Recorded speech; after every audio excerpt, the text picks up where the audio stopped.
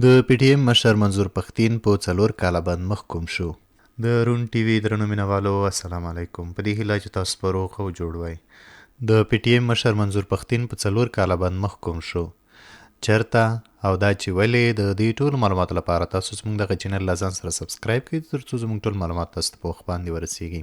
د پی ټی ایم مشر منظور پښتین چې څه موده مخکې د پاکستاني پولیسو لخوا په دې تور ونیول شو چې د پاکستان حکومت ته یې سپکاوی کړی. د هغه له نیول کېدو وروسته د نړۍ په ګوټ ګوټ کې د پی ټی ایم په ملاتړ پراخې مظاهرې وشوې. مظاهرچیانو غوښتل چې د پی ټی ایم مشر منظور پښتین د خوشی شي، خو له دې سره د پاکستان پوځ د هغه نور نږدې ملګري محسن داوړ، علي وزیر او یو شمیر نور مشران هم د لنډ وخت لپاره زنداني کړل، چې وروسته یې نور خوشي کړل او منظور پښتین په بند کې لا پاتې دی. تېره شپه ناوخته یوې معتبرې خبري سرچینې د هویت په نقد ښودلو سره خبر ورکړی چې منظور پښتین په حیات آباد کې په یوه محکمه کې په 4 کاله باندې محکوم شوی دی.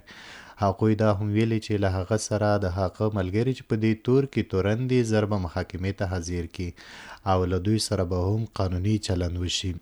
له دې سره لا هم د نړۍ په ګوټ ګوټ کې ګڼ پښتانه د پی ټی ایم په ملاتړ مظاهرې کوي او د هغه د خوشي کېدو غوښتنه کوي. مینوالو دا چې وروستي معلومات به څه وي، د دې معلوماتو لپاره تاسو زموږ دغه چینل له ځان سره سبسکرایب کړئ. موږ به انشاءالله ټول معلومات تاسو ته په وخت باندې رسوو.